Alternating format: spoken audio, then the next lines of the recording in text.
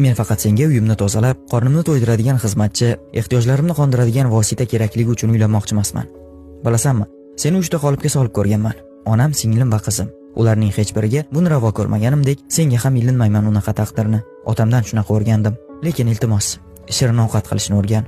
Mahrga kutubxona so'rasang, romanga arzigulik hayotni ham qo'shib beraman senga. Agar qayta sotib yubormasang, imkonim bo'ldi deguncha gul hadya qilaman.